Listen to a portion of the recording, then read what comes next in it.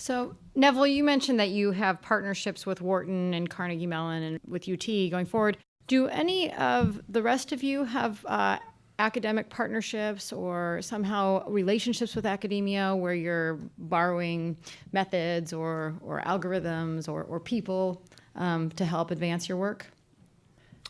Yeah, I mean, for us, every institution we work with is both a customer and a partner. Generally speaking, they have more to offer on the sort of domain expertise side, but we're just starting to get into joint development of programs that really focus on education analytics and education data in particular with a couple of our partners. That's one of the things we've started a dialogue on here at UT. But we're pretty closely tied to academia, sort of by definition. Ours is, we have a relationship with Pecan Street, which has a partner in UT, and then our green building department that focuses on new construction and getting to a net zero consumption homes, partners with University of Florida.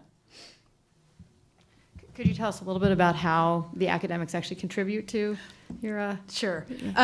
So the nice thing about the partnering with the academics is that it allows for that broader analysis of the problem that sometimes in the day-to-day work we don't have time for.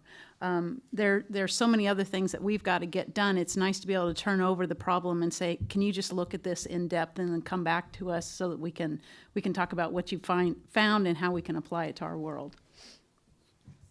And Neville, could you tell us a little bit more about how the kind of work you're doing with Carnegie Mellon and Wharton? Yeah, so specifically with Wharton, we've basically given them full access, unfettered access to our data set. So that's the first time we've ever allowed outside access to the entire data set.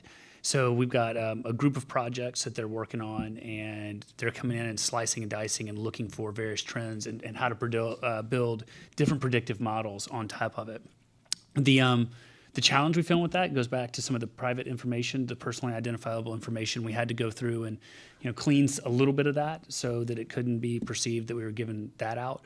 But other than that, we've given them full access for a time period, and then really interested to see what they come back with. And I got to tell you, a lot of what we do around data is just experiment.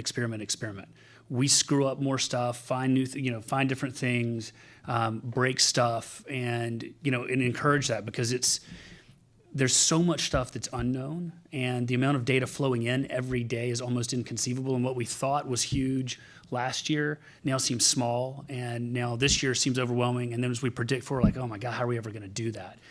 So as you cross these thresholds, there's so much to learn. There's so many new insights, and so the relationships with academia, oftentimes the students are bringing in the best new ideas, because they don't recognize constraints. They don't see the limitations. It's like, no, we can do this. Like, sure, knock yourself out.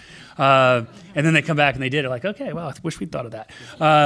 So I think that's the best thing, is just bringing the wide open ideas and concepts and not being afraid to experiment, recognizing you're going to have 99 things that aren't right and you may find that one nugget that is, and keep tackling it. And that's been the biggest benefit of working with academia.